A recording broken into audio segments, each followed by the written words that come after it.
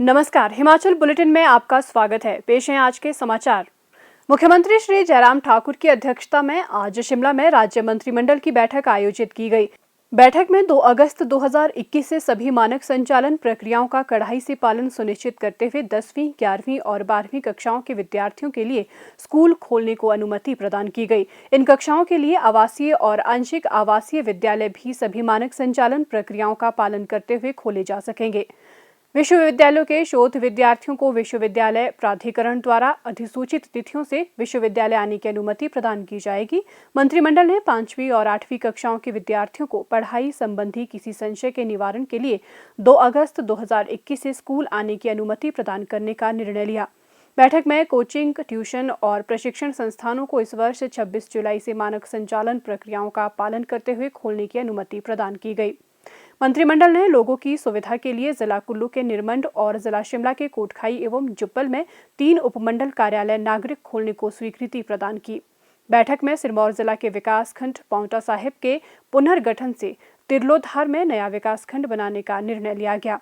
मंडी जिला के सुंदरनगर व बल्ह विकास खंडों के पुनर्गठन से धनोटू के शेगली में नया विकासखंड बनाने का भी निर्णय लिया गया। मंत्रिमंडल ने हिमाचल प्रदेश सचिवालय में सीधी भर्ती द्वारा JOAIT के 100 पद भरने का निर्णय लिया। शिमला जिला के कोटखाई स्थित कलबोग में नई उप तहसील और जुब्बल कोटखाई के टिक्कर में अग्निशमन केंद्र खोलने का भी निर्णय लिया गया। बैठक में messrs premium Elcowave private limited Kangra जिला के संसारपुर टेरेस में 250 किलो लीटर प्रतिदिन की क्षमता से इथेनॉल संयंत्र स्थापित करने के लिए सहमति पत्र जारी करने का भी निर्णय लिया गया। मंत्रिमंडल ने मरीजों की सुविधा के लिए डॉक्टर राधाकृष्णन राजकीय आयुर्विज्ञान महाविद्यालय हमीरपुर में 4 करोड़ 28 लाख रुपए की लागत से सिटी स्कैन 128 स्लाइस मशीन खरीदने का निर्णय लिया। मंत्रिमंडल ने जिला बिलासपुर के भराड़ी में महिला औद्योगिक प्रशिक्षण संस्थान को सह शैक्षणिक औद्योगिक प्रशिक्षण संस्थान और सर्वेयर तथा ऑफिस असिस्टेंट सह कंप्यूटर ऑपरेटर के 2 ट्रेड्स को सीटों सहित मोटर वाहन मैकेनिक एवं फिटर में परिवर्तित करने का निर्णय लिया। ये संस्थान निजी भवन में चल रहा है, इसलिए परिवर्तित किए गए ट्रेड्स को संस्थान को अपने भवन में स्थानांतरित करने के पश्चात आरंभ किया जाएगा। मंत्रिमंडल ने कांगड़ा जिला में नए स्तरोन्नत सामुदायिक स्वास्थ्य केंद्र गढ़ जमूला के सुचारू संचालन के लिए 3 अतिरिक्त पद भरने की मंजूरी दी। मंत्रिमंडल ने बिलासपुर जिला के राजकीय वरिष्ठ माध्यमिक पाठशाला हटवाड़ का नाम बदलकर शहीद सूबेदार संजीव कुमार राजकीय वरिष्ठ माध्यमिक पाठशाला हटवाड़ रखने को भी अपनी स्वीकृति प्रदान की। शहीद सूबेदार संजीव कुमार को उनकी वीरता एवं साहस के लिए मरणोपरांत शहीद सम्मान कीर्ति चक्र से सम्मानित किया गया था। राज्य में कोविड-19 की स्थिति, कोरोना महामारी की संभावित तीसरी लहर से निपटने की तैयारियों और शिक्षा बोर्ड के परीक्षा परिणाम, UGC के दिशा निर्देशों व शिक्षा संस्थानों को खोलने पर भी मंत्रिमंडल के समक्ष प्रस्तुति दी गई। राज्यपाल श्री राजेंद्र विश्वनाथ आर्लेकर ने आज हिमाचल प्रदेश विश्वविद्यालय शिमला के 52वें स्थापना दिवस कार्यक्रम की अध्यक्षता की। इस अवसर पर मुख्यमंत्री श्री जयराम ठाकुर ने संबोधित करते हुए कहा कि विश्वविद्यालय ने शिक्षा, शोध और प्रौद्योगिकी के शिक्षण और सीखने में अग्रणी भूमिका निभाई है। उन्होंने कहा कि विश्वविद्यालय ने उच्च स्तरीय नौकरियों के लिए व्यावसायिक प्रशिक्षण के साथ साथ व्यक्तित्व के विकास के लिए जरूरी शिक्षा भी प्रदान की है। मुख्यमंत्री ने कहा, मुझे इस बात की प्रसन्नता है कि हिमाचल प्रदेश विश्वविद्यालय अपनी एक अलग पहचान के साथ लगातार इस यात्रा पर आगे बढ़ रहा है। 52 साल अपनी सफर के, न मुड़ करके देखा, न रुकने की सोची, लगातार आगे बढ़ते हुए हिमाचल शिखर पर ऐसा दिखे और उसमें ये विश्वविद्यालय अपना एक योगदान देने में कम ना रहे, पीछे ना रहे, उस दृष्टि से इस विश्वविद्यालय की बहुत ऐतिहासिक ये यात्रा है। और इस यात्रा के सहयात्री जितने भी यहाँ पर हमारे प्रोफेसर बैठे हैं और हिमाचल प्रदेश में जिन लोगों ने यहाँ से शिक्षा ग्रहण की है और शिक्षा ग्रहण करने के बाद समाज के अलग अलग क्षेत्र में काम करते हुए एक स्थान, एक सम्मान, एक पहचान बनाई है, उन सब का भी बहुत बड़ा योगदान। और आज के इस अवसर पर मैं उनको भी नमन करता हूँ, उनको भी मैं बहुत बहुत बधाई देता हूँ। और आज के संदर्भ में मैं इस बात को भी मैं कह सकता हूँ कि हिमाचल भले ही छोटा प्रदेश, लेकिन अपना कॉन्ट्रीब्यूशन, अपना योगदान अगर पूरे देश भर में अगर हम देखें तो हम बड़े प्रदेशों से पीछे नहीं है। बहुत जगह हम बड़े प्रदेशों से बहुत आगे हैं। और वो इस वजह से है क्योंकि हिमाचल प्रदेश में बहुत सारी चीजें बाकी जगह से हट करती हैं। यहाँ की प्रकृति, यहाँ का आदमी का सरल जीवन, सहज जीवन, यहाँ की पहाड़ी संस्कृति, और आदमी जीवन भर संघर्ष के दौर में भी रहता है, पहाड़ चढ़ता है, पहाड़ उतरता है। ऐसे दौर में से आदमी सीखते सिखाते आगे बढ़ता है, और उसमें एक बहुत बड़ा कॉन्ट्रीब्यूशन, बहुत बड़ा योगदान हिमाचल प्रदेश विश्वविद्यालय का है।